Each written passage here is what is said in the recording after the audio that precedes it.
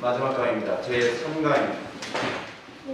제3강 순례길에서 만나는 거짓 신앙들과 영화에 들어간이라고 하는 부분을 우리 좀 살펴보도록 하겠습니다. 여러분들 잘 알고 계신 것처럼 지난 시간에 우리는 허영의 시장에서 믿음이 순교를 당하는 장면을 우리가 살펴보았습니다. 허영의 시장에서 믿음의 순교는 이 땅에서 우리가 날마다 사도 바울이 얘기했던 것처럼 나는 날마다 죽노라 라고 하는 신앙의 고백이 없이 우리가 이 땅에서 믿음의 생활을 할 수 없음을 우리에게 잘 보여주고 있습니다. 어떻습니까? 여러분들은 허영 시장에 관한 부분 사실 좀 분량이 상당히 많은 부분인데 시간에 쫓기는 바람에 허영 시장에 관한 부분을 자세하게 다루지 못했습니다. 허영 시장에서 다루는 부분들이 무엇이냐면 허영 시장 안에서 질투라든지 미신이라든지 여러 가지 우리의 믿음을 질식시키는 그런 요소들이 어떻게 우리들의 신앙에 많은 영향을 끼치고 있는가라고 하는 부분을 우리가 살펴보는 것이었습니다.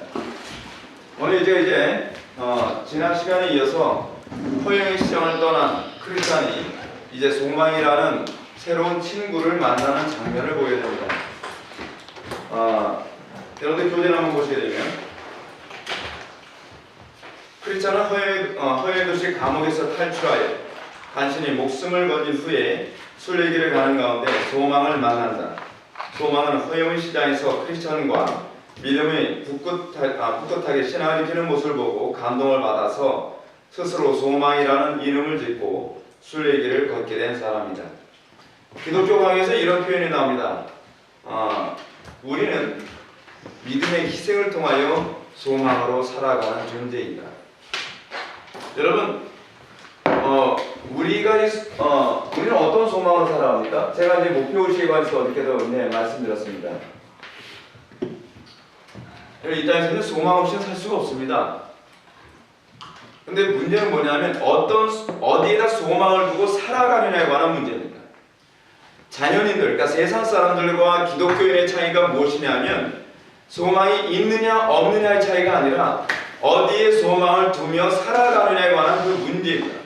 이 차이에서 기독교인이냐 그렇지 않으면 자연인, 즉 세상 사람이냐가 구분되는 것입니다.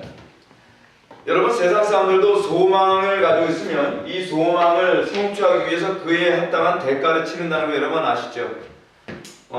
소위 자기가 믿는 바에 대한 그 희생을 치르고 소망을 성취합니다. 예를 들어서 한국인 학생들은 유명한 대학을 가는 것을 소망으로 합니다. 자기가 유명한 대학에 가서 성공할 것이라고 믿습니다. 그럼 그런 아이들이 그 소망을 성취하기 위해서 뭐를 희생을 하죠? 자기의 시간을 희생하고 자기의 체력을 희생하고 관계를 희생하고 모든 걸 희생을 합니다. 희생을 하면서 이 믿음의 희생을 통해서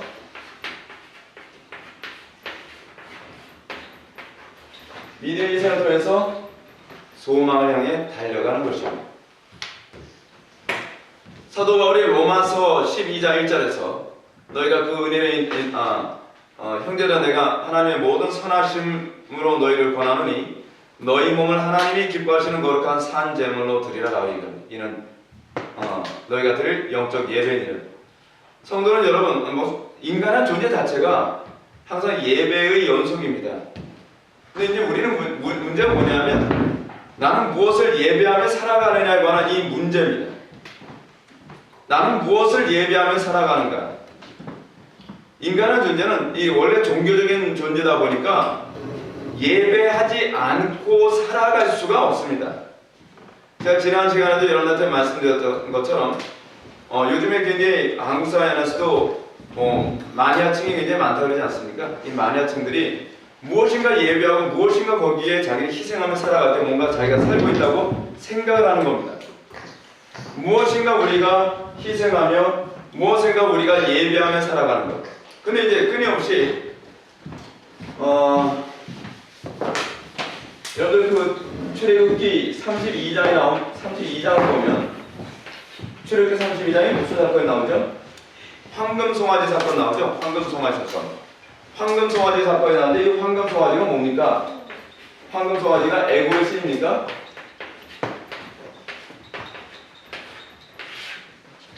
출애굽기 32장에서 나오는 황금송아지 사건은 이거를 애굽의 신이라고 섬긴 것이 아니라 여호와라고 섬긴 겁니다.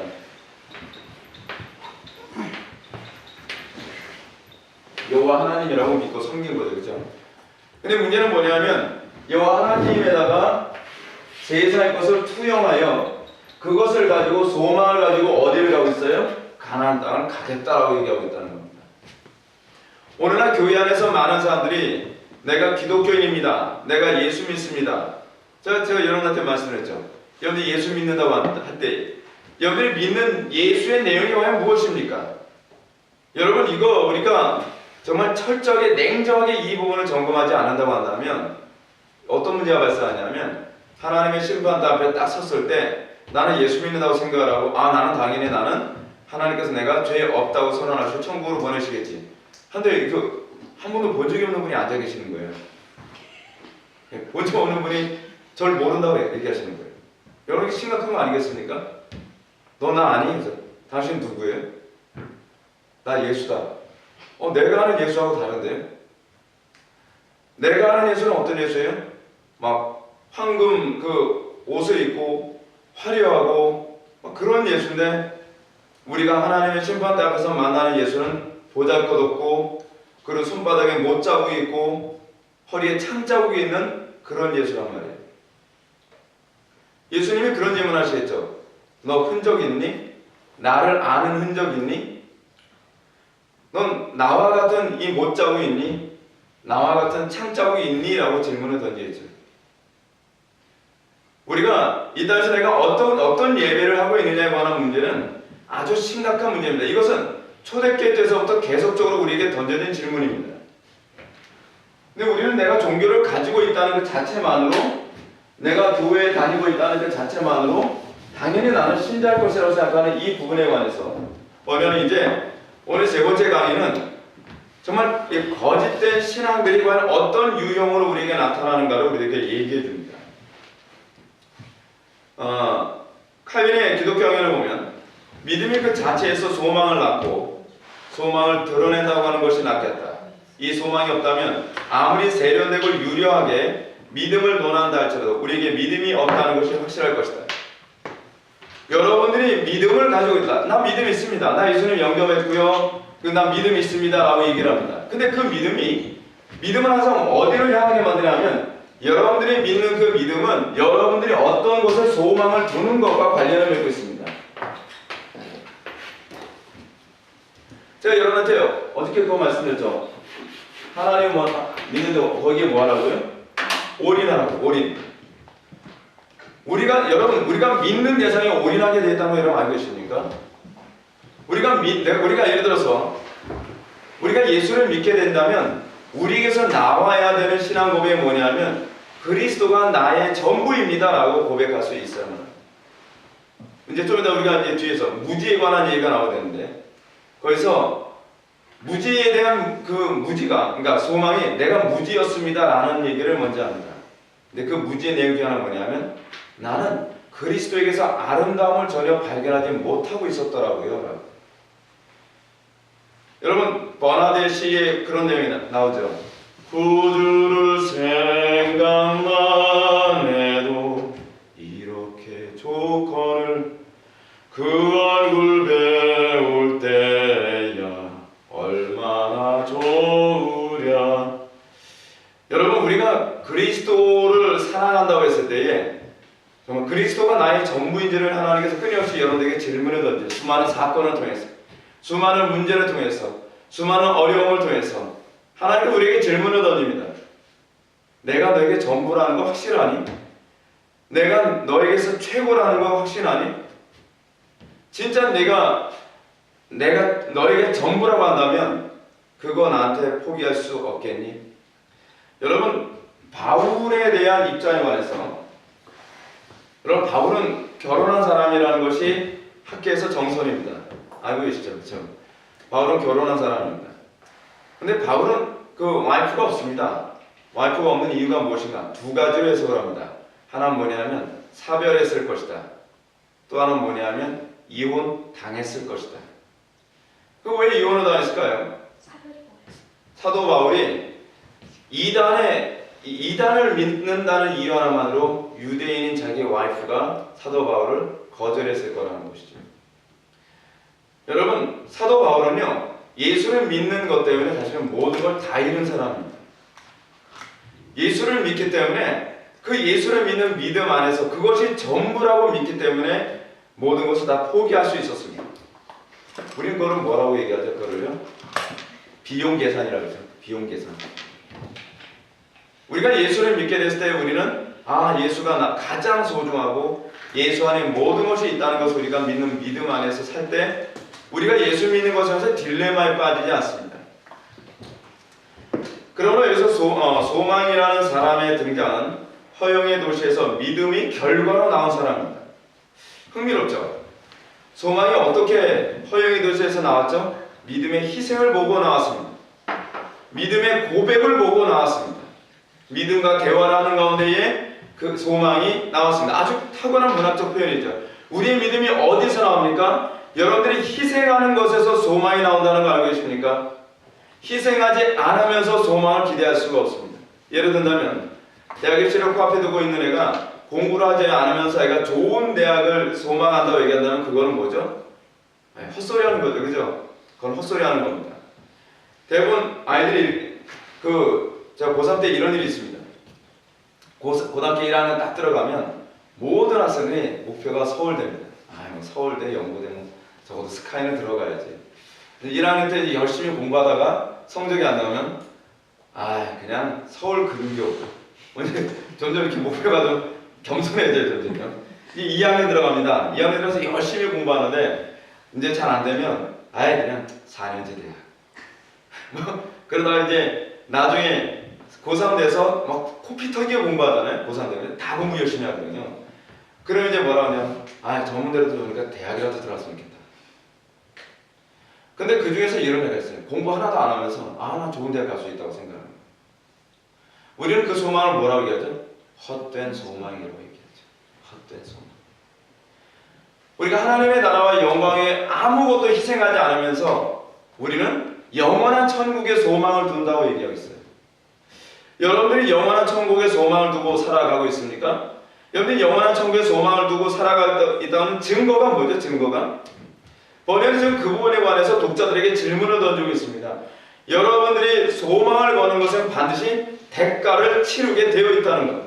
여러분들이 소망을 두고 있는 그것을 얻기 위하여 반드시 희생을 치르게 되어 있다는 것입니다. 여기서 크리스찬은 그렇게 얘기하고 있습니다. 이 크리스찬이 소망과 동행하게 된 원인은 이 크리스찬이 믿음의 희생을 근거로 하고 있다 얘기합니다. 날마다 우리는 그래서 믿음의 희생을 통해서 더 영원한 것에 대한 소망이 선명해져 가는 것이죠. 영원한 것에 대한 소망이. 좀 더 읽겠습니다. 이는 참된 소망이 이 세상의 즐거움에 허망을 깨닫고 순교를 불사하는 믿음에 의해서 나오는 것임을 말해준다. 여러분, 소망이 무엇을 포기하고서 나온 거죠? 허영의 도시에서요? 허영의 도시에서 뭘 포기하고 나왔는지 그거 한번 상품의 목록을 다시 한번 볼까요? 상품의 목록.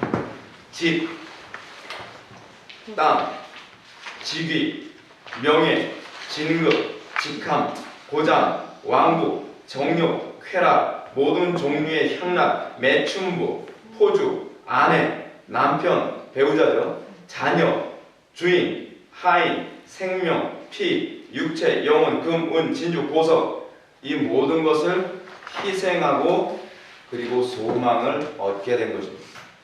그게 크리스찬입니다. 굉장히 탁월한 문학적 표현을 사용하고 있죠. 크리스찬이 무엇인가를 잘 설명해 주고 있습니다. 이것을 포기함으로 그는 소망을 얻게 됐습니다. 여러분, 소망 하나 얻기 위해 이것을 포기한다는 것이 어리석어 보이지 않습니까? 근데 크리스찬은 이 모든 것을 포기하고 소망을 얻은 것입니다. 이 땅에서 우리가 왜 영원한 것에 대한 소망이 자꾸 희미해져가고 영원한 것에 대한 확신이 자꾸 흐트러지냐면 이런 것에 대한 희생을 안 하기 때문에 그렇습니다. 여러분, 예배가 뭐죠? 예배? 주일날 와서 그냥 말씀 듣는 게 예배입니까? 다시 한번 로마서 12장 1절을 보면 너희 몸을 하나님이 기뻐하시는 거룩한 산 제물로 드리라. 산 제물이 뭐죠? Living sacrifice. 이게 영국식 발음하고 이게 미국식 발음은 달라서 어저께 올레디 난이 됐다가 목사님이 그러시더라고요. 올레디 난이지 아니에요 여기서. 올레디 not.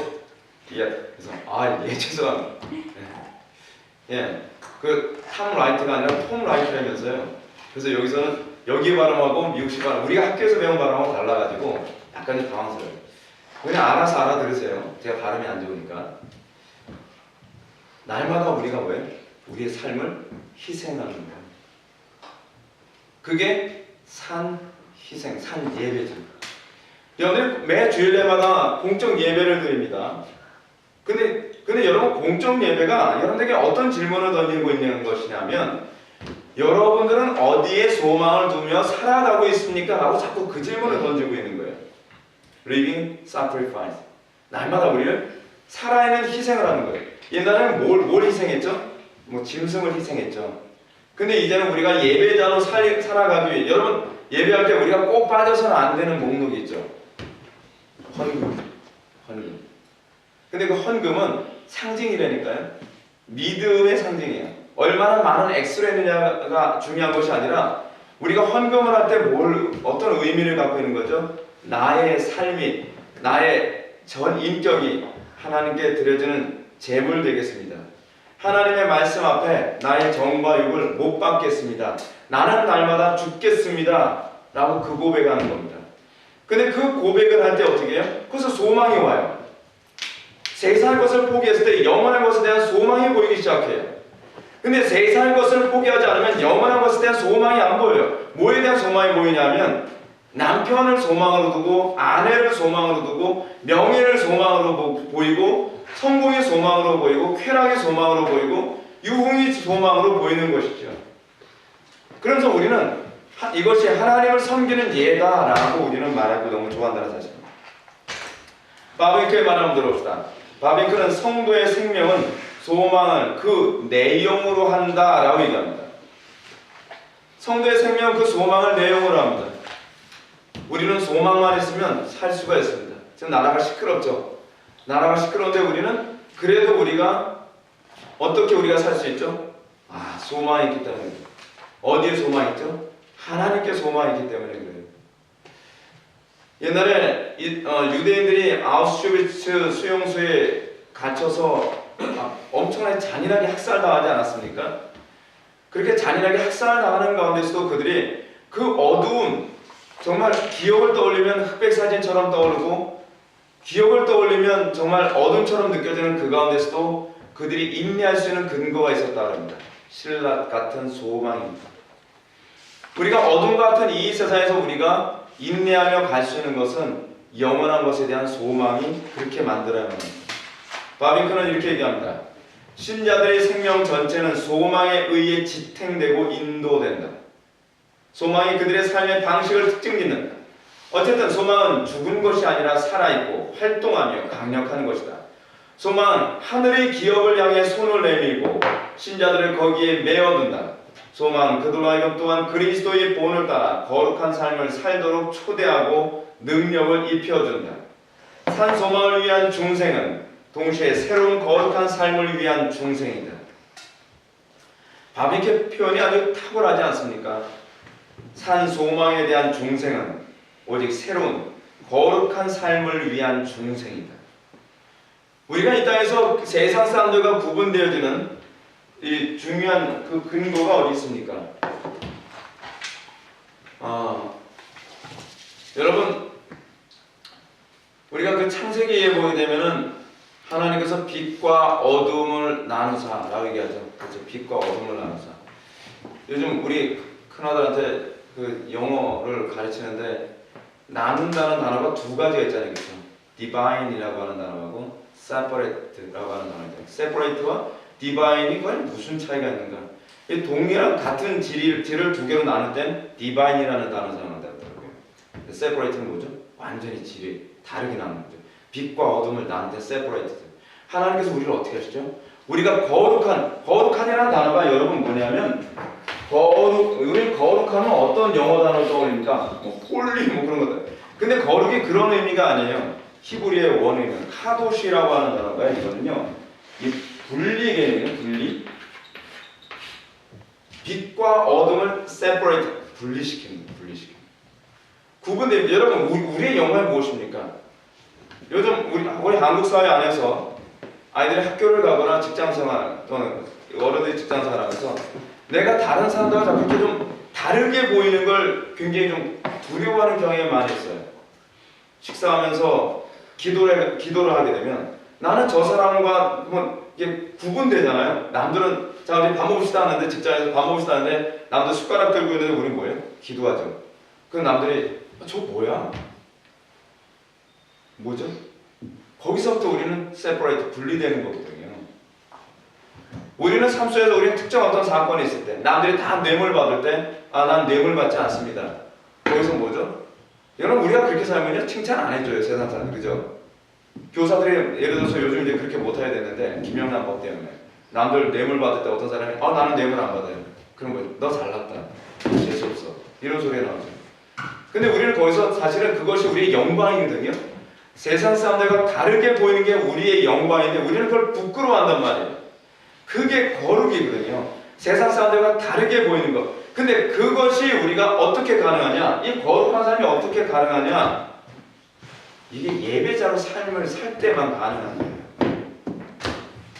제가 우리 자녀들을 양육하면서 제가 관심을 가는 게 뭐냐면 어떻게 세상 사람들 속에 적응하며 살 것인가가 아니에요. 이제 여러분 대부분 교회에서 그런 걸 많이 얘기하지 않습니까? 아이들을 이렇게 양육하십시오. 또는 아이들에게 이렇게 사십시오. 또는 성도들에게 여러분 이렇게 사십시오. 그러면 성도들이 꼭 나오는 얘기가 있습니다.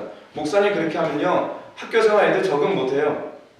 그럼 제가 뭐라 그러냐면 아니 왜 애들을 적응시키렵니까? 여러분 적응시킨다는 건 곧 뭘 의미하죠? 그들과 비슷하게 살아야 된다는 걸 의미해요. 그건 타협이거든요. 타협이에요. 그러니까 제가 우리 성도들에게 그런 얘기합니다. 여러분 세상에서 적응하려 들지 마십시오. 다르게 사는 법을 배워보세요. 그리고 구분된 삶을 사는 것을 우리의 영광으로 여기세요. 근데 우리는 자꾸 남들하고 이렇게 다르게 보일까봐 굉장히 걱정한단 말이에요. 그렇게 하면요 여러분 신자다움이 안 나와요. 신자다움은 separate, 분리되어지면서 나타나는 거예요. 분리되어지면서. 근데 우리는 분리되어지는 것을 두려워하죠. 그래서 그런 사람들을 사도 바울이 뭐라고 얘기하냐면 십자가를 원수로 여기는 사람이에요. 십자가를 원수로 여기는 사람.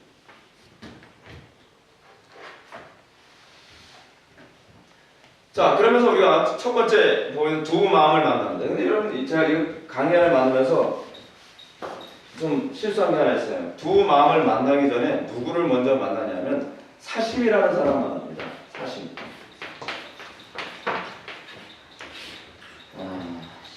근데 사심이라는 사람이요 이름이 영어로 이렇게 돼 있더라고요.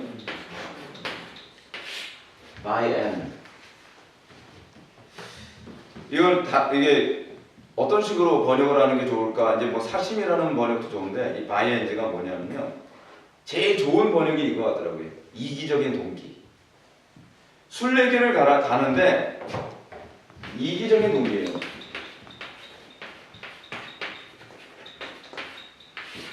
이기적인 동기로 순례길을 가는 사람. 이 사람이 두 마음이거든요. 근데 여기서 이 사심이라는 그러니까 이기적인 동기 이 두 사람을 만나는데 어떤 번역에서는 빌이라고 번역을 했어요. 근데 제가 보기에는 이 by and는요 이기적인 동기라고 번역하는 게 좋은 것 같아요. 그래서 허영의 도시를 딱 벗어나자마자 두 마음을 만납니다. 이 두 마음은 자신의 본명을 감추죠. 자신의 본명을 감춘다는 얘기가 무슨 얘기냐면 신앙생활하는데 그 이기적인 동기를 철저하게 감추는 거예요. 그렇죠? 근데 누구에게 감추냐면 자신에게도 감춰요. 자기도 내가 속고 있는지 자기가 모르는 거예요. 그게 두 마음이에요. by and. 그래서 여러분 번연이 철로역정 같은 책을 통해서 계속적으로 성도들의 심령에 막 계속 강타하는 게 뭐냐면 종교 생활하는 그 동기가 뭐야? 그거를 개선해. 근원에 관한 근원을 끄집어내려고 애를 쓰는 것이죠. 그 이기적인 동기. 사실은 천국에 가기 위해서 신앙생활 한다라고 하는데 과연 진짜 동기가 뭐냐는 거예요. 자, 여러분한테 지난 시간에 질문 던지지 않았습니까?